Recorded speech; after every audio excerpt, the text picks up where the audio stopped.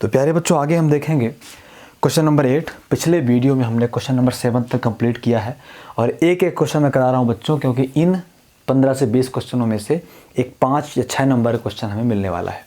तो बच्चों question number 7 तक पूरा हो गया है। क्वेश्चन नंबर 8 कहता है यदि वक्र x = y² एवं x = 4 से घिरा हुआ क्षेत्रफल x = a के द्वारा दो बराबर भागों में विभाजित होता है तो a का मान ज्ञात कीजिए। ठीक है बच्चों, तो सबसे पहला काम हल करके हम क्या बोलते हैं बच्चों, है ना, हल करके हम बोलते हैं दिया है। हमें क्या क्या दिया है बच्चों, हमें दिया है परवलय का समीकरण जो है x = y², या फिर इसको हम लिखते हैं बच्चों y² = x।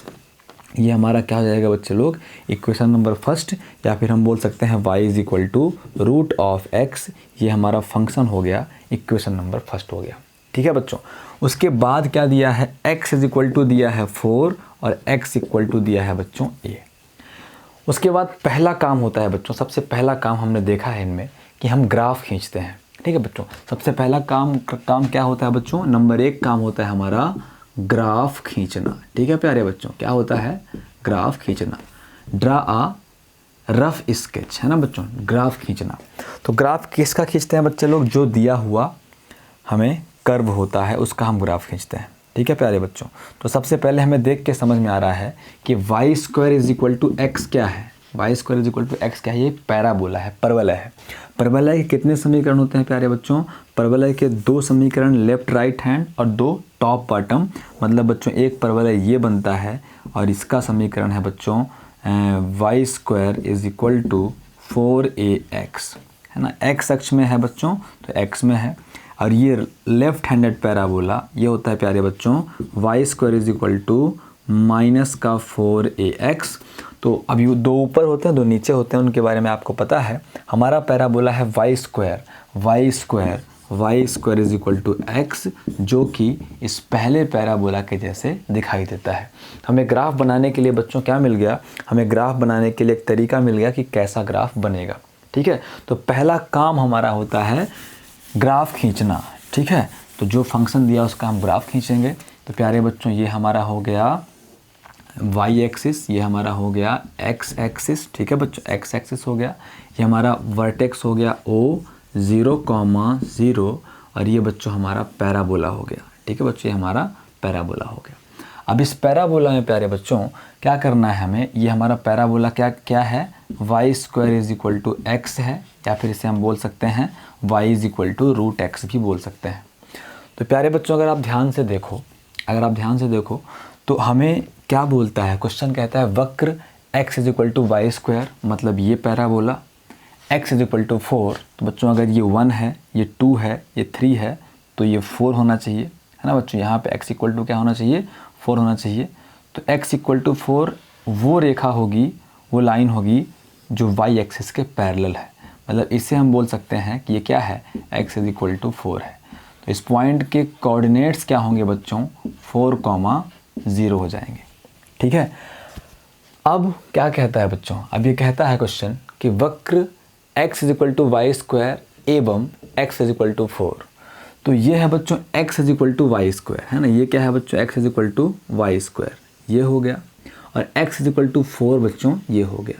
तो इन दोनों के बीच का, इसके और इसके बीच का क्षेत्रफल हमें ये एरिया फाइंड करना है। ठीक है बच्चों, ये एरिया हो गया।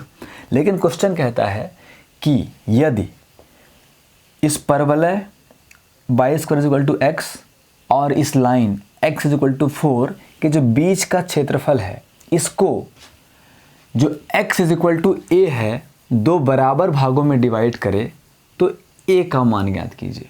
मतलब x = a, इनके बीच में कोई एक ऐसी लाइन है बच्चों, x = a, है ना, ये क्या है बच्चों, x = a है, x = a, कोई एक ऐसी लाइन है बच्चों, है ना, जो इस पूरे को 2 पार्ट में डिवाइड करती है, इस पूरे क्षेत्रफल को 2 पार्ट में डिवाइड करती है।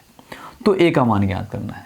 ठीक है बच्चों, हमें सिचुएशन दी हुई है, तो हम क्या बोलेंगे, अब यहाँ से यहाँ तक की डिस्टेंस क्या बन जाएगी, a बन जाएगी। तो अगर इसको हम m मान लें बच्चों, m मान लें या फिर कुछ भी मान लो, तो इसका जो कोऑर्डिनेट्स है a, 0 बन जाएगा। तो प्यारे बच्चों ध्यान से देखना है हमें, क्या देखना है हमें, ये देखना ये है कि क्वेश्चन कहता है कि इस परवलय और इस सरल रेखा के बीच के क्षेत्रफल को अगर ये सरल रेखा x = a दो बराबर भागों में बांटता है तो a का मान ज्ञात कीजिए। अब आपको पता है हमारा पहला काम होता है ग्राफ खींचना, नंबर दूसरा काम होता है बच्चों प्रतिच्छेद बिंदु ज्ञात करना, प्रतिच्छेद बिंदु ज्ञात करना, find the point of intersection. Number 3 काम होता है बच्चों सममित चेक करना। क्या होता है बच्चों? सममित चेक करना, है ना बच्चों। अगर सममित चेक करते हैं, अगर सममित है, सिमेट्रिकल है, तो हाफ पोर्शन का हमें एरिया हम निकाल लेते हैं और डबल कर देते हैं तो पूरे का एरिया निकल जाता है। मतलब इतने का हम एरिया पता कर लेंगे, इसको डबल कर देंगे तो पूरा एरिया हमको मिल जाएगा, क्योंकि ये और ये क्या है? इक्वल है, बराबर है। लेकिन यहाँ पे हमें बच्चों एरिया नहीं पता करना, हमें ए की वैल्यू पता करनी है कि ए है कितना। ठीक है बच्चों, तो सममित से तो रोल है, लेकिन उसके बाद का जो रोल है कि हम क्या करें, है ना, हम क्या करें, हमें निकालना है बच्चों कैसे भी करके। इसको मिटा रहा हूँ, आप इसको नोट डाउन कर लीजिएगा। पहले ये नोट करेंगे फिर डायग्राम बनाएंगे। ठीक है बच्चों, अभी हम ध्यान से देखेंगे। तो अगर हम एक बात सोचें कि जो ये पूरा क्षेत्रफल है जो कि सिमेट्रिकल है, तो हम केवल इतने की चर्चा करेंगे। अगर सिमेट्रिकल नहीं होता तो पूरे की चर्चा करते। आ गई बात समझ में? सममित चेक किया हमने, पता लग गया सिमेट्रिकल है, और जब सिमेट्रिकल हो जाता है, सममित हो जाता है, तो हम आधे पोर्शन के क्षेत्रफल की बात करते हैं, और जो ये क्षेत्रफल होता है वही ये भी होता है, तो इसके क्षेत्रफल को हम डबल कर देते हैं। लेकिन यहाँ पे हमें क्षेत्रफल से मतलब नहीं बच्चों, यहाँ पे हमें इस ए की वैल्यू से मतलब है। मतलब हमें कुछ ऐसे इक्वेशन बनाने होंगे, कुछ ऐसे संबंध बनाने होंगे ताकि ए की वैल्यू मिल जाए। तो प्यारे बच्चों, हम बोलेंगे प्रश्नानुसार। क्या बोलेंगे बच्चों? हम बोलेंगे प्रश्नानुसार, अकॉर्डिंग टू क्वेश्चन। प्रश्न क्या कहता है? प्रश्न कहता है बच्चों कि इस पूरे क्षेत्रफल को ये जो लाइन है दो बराबर भागों में डिवाइड करती है। मतलब जितना ये क्षेत्रफल है, अगर मैं इसको A1 बोलूं और इसको A2 बोलूं, जितना ये क्षेत्रफल है बच्चों उतना ही ये भी है। तो मैं क्या बोल सकता हूं, अगर ये OMA ये बच्चों B हो और ये C हो, तो मैं ये बोल सकता हूं बच्चों कि वक्र, है ना बच्चों, वक्र OMCO का क्षेत्रफल बराबर होगा बच्चों M, है ना, बराबर होगा बच्चों वक्र MABCM का क्षेत्रफल। बच्चों को बात समझ में आई? क्योंकि इस पूरे एरिया को ये लाइन दो पार्ट में डिवाइड करता है, तो ये एरिया इस एरिया के बराबर होगा। तो प्यारे बच्चों, अगर हम देखें OMCO का क्षेत्रफल क्या होगा? OMCO का क्षेत्रफल इस कर्व के नीचे आ रहा है, इस वक्र के नीचे आ रहा है ना बच्चों। तो अगर मैं इस वक्र का है ना बच्चों, अगर मैं इस वक्र का समाकलन कर दूं 0 से लेके कहाँ तक, A तक, तो मुझे ये क्षेत्रफल मिल जाएगा। बात वही है बच्चों। अब चाहो तो आप रेक्टेंगुलर स्ट्रिप बना सकते हो, लेकिन ये क्वेश्चन थोड़ा सा ट्रिकी है। क्षेत्रफल ज्ञात नहीं करना है, हमें A का मान ज्ञात करना है। तो एक स्ट्रिप हमें यहाँ पे दौड़ानी पड़ेगी बच्चों, एक स्ट्रिप हमको यहाँ पे दौड़ानी पड़ेगी और एक स्ट्रिप हमें यहाँ भी दौड़ानी पड़ेगी। तो प्यारे बच्चों, फिर लिखने में थोड़ा सा अच्छा नहीं लगेगा, है ना, कि एक स्ट्रिप को यहाँ दौड़ाया, एक स्ट्रिप को यहाँ दौड़ाया। हमको पता है कि स्ट्रिप को मूव कराने का मतलब क्या होता है? मतलब होता है कि 0 से लेके A तक, यहाँ से लेके यहाँ तक का समाकलन करना, इस वाले कर्व का, इस वाले फलन का। ठीक है बच्चों, तो वही हम बोल सकते हैं, सीधे हम बोल सकते हैं कि क्षेत्रफल इज इक्वल टू, तो OMCO का क्षेत्रफल मतलब इंटीग्रेशन y dx कहाँ से कहाँ तक बच्चों? 0 से A तक। जब मैं 0 से A तक का समाकलन कर दूंगा इसके फलन का, तो मुझे ये वाला क्षेत्रफल बच्चों मिल जाएगा। ठीक है, dx इज इक्वल टू, अब MACBM ये क्षेत्रफल निकलेगा बच्चों। अगर मैं इस फलन का, इस कर्व का, इस वक्र के समीकरण का A से लेके 4 तक समाकलन कर दूंगा, तो मुझे ये क्षेत्रफल प्यारे बच्चों मिल जाएगा। तो करूंगा इंटीग्रेशन कहाँ से कहाँ तक? A से 4 और y dx। अब हम बोलेंगे y की वैल्यू क्या है। हम बोलेंगे बच्चों since Y square is equal to X है, Y square is equal to X है ना, ये Y square is equal to X है, तो प्यारे बच्चों y इज इक्वल टू क्या मिल जाएगा, रूट एक्स मिल जाएगा। तो integration 0 to a root x d x is equal to integration a to 4 y के स्थान पे रूट एक्स और डी एक्स। प्यारे प्यारे बच्चों, अब आपको बिल्कुल समझ में आ रहा होगा कि अब हमें एक इक्वेशन मिल जाएगा a में और हम a की वैल्यू निकाल सकेंगे।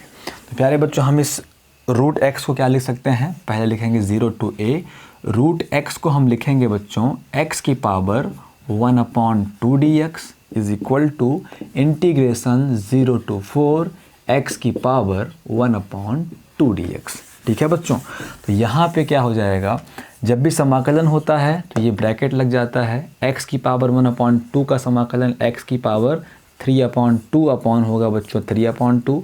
इतना समाकलन डायरेक्ट करना हमें आना चाहिए। और ऐसे यहाँ भी x की पावर 3/2 अपॉन 3/2 ये होगा बच्चों, ये 0 से 4 नहीं है, a से 4 है, ये बन जाएगा बच्चों a to 4। ठीक है प्यारे बच्चों, a to 4 बन जाएगा।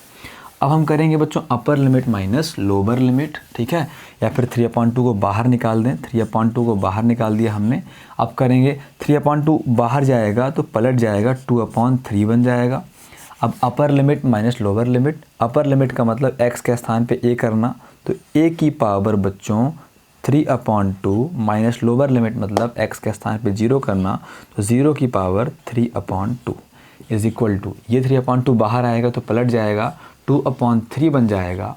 अपर लिमिट मतलब बच्चों x के स्थान पे 4 करना, तो 4 की पावर 3/2, 4 की पावर 3/2 माइनस लोअर लिमिट बच्चों x के स्थान पे a करना, तो a की पावर 3/2 बच्चों, इस 3/2 से 3/2 कैंसिल होगा, तो a की पावर 3/2 0 तो ख़त्म हो गया is equal to 4 power 3/2, 4 power 3/2 और माइनस का a पावर 3/2। बच्चों हमें a की वैल्यू पता करनी है तो a को हमें इधर लाना पड़ेगा।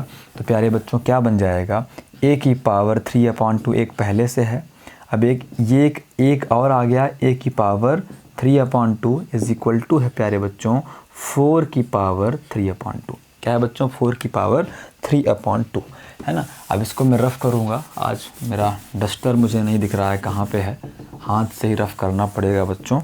तो अब देखो एक a की पावर 3/2, एक और a की पावर 3/2 बन जाएगा बच्चों 2a की पावर 3/2, 2a की पावर 3/2। इधर साइड है प्यारे बच्चों इधर कितना है, इधर है अपने पास 4 का पावर 3/2 है, तो मैं 4 को 2 का स्क्वायर लिख सकता हूँ, 2 के स्क्वायर की पावर 3/2। 2 से 2 क्या हो गया बच्चों, कैंसिल हो गया। तो बच्चे लोग ये 2a की पावर 3/2 इज इक्वल टू, यहाँ बचेगा बच्चों 2 की पावर 3, क्या बचेगा बच्चों 2 की पावर 3 बच जाएगा। अब यहाँ पे हमें केवल a का पावर 3/2 से मतलब है, तो ये 2 का पावर 3 है ना बच्चों, 2 का पावर 3 अपॉन में कितना आ जाएगा 2 का पावर 3 और अपॉन में बच्चों क्या हो गया 2 हो गया। तो अब 1 2 से 1 2 क्या होगा बच्चों, 1 2 से 1 2 कैंसिल हो जाएगा, 1 2 बचेगा। तो बच्चों a की पावर 3/2, a की पावर 3/2 इज इक्वल टू हो जाएगा बच्चों 2 की पावर 2। कितना है बच्चों, 2 की पावर 2 है।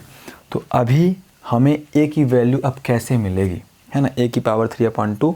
तो आंसर कितना आ रहा है एक बार देख लें बच्चों, आंसर इसका थोड़ा सा अटपटा सा लग रहा है मुझे, तो 8.1 है ना, 8.1 है। क्वेश्चन नंबर 8, 4 की पावर 3/2 ना बच्चों, 8 नंबर है 4 की पावर 3/2, तो 2 दूनी 4, ठीक है। तो ये बन जाएगा a की पावर 3/2 इज इक्वल टू, यहाँ कितना है बच्चों, यहाँ पे है, ये बन जाएगा 4। अब एक बात आप समझो बच्चों, अगर अपने पास क्या होता है ना, हमें क्या करना चाहिए, जैसे मान लो अगर अपने पास a square is equal to क्या है, a स्क्वायर बराबर क्या है बच्चों 4 है, तो हम क्या करें, दोनों पक्षों का अगर अपने पास a square is equal to 4 है तो हम करते हैं क्या है, a इज इक्वल टू अपने पास क्या बन जाता है, 4 का अंडर रूट बन जाता है बच्चों 4, क्या बन जाता है, अंडर रूट 4 बन जाता है। या फिर अगर आपको इस तरीके से समझ में डायरेक्ट नहीं आ रहा है तो मैं आपको a की वैल्यू निकालना बताता हूँ, बड़े आराम से, बड़ी आसान तरीके से बता दूँगा बच्चों, आपसे बन जाएगी, तो ध्यान से देखिएगा। तो अभी देखो क्या कर सकते हैं अपन, इस दोनों पक्षों का अपन वर्ग कर सकते हैं, है ना। तो क्या बन जाएगा, a की पावर 3 अपॉन, अच्छा एक सिंपल सी बात है, अगर जैसे मान लो a cube is equal to, अच्छा बता ही दें ठीक से, देखो कैसे करेंगे, दोनों पक्षों का वर्ग करेंगे तो a का पावर 3 अपॉन 2 है, इसका पूरे का पावर स्क्वायर हो जाएगा, तो इज़ इक्वल टू बन जाएगा बच्चों 4 की पावर 2, 4 की पावर 2, ठीक है। अभी क्या होगा, 2 से 2 कैंसिल, तो a cube is equal to 4 की पावर 2, तो प्यारे बच्चों a इज़ इक्वल टू क्या बन जाएगा, 4 की पावर 2 अपॉन 3 बन जाएगा, 2 अपॉन 3 बन जाएगा, ठीक है। तो इतना ही आंसर हमारा आ रहा होगा। एक बार आंसर क्या है यार, आंसर चेक कर लें।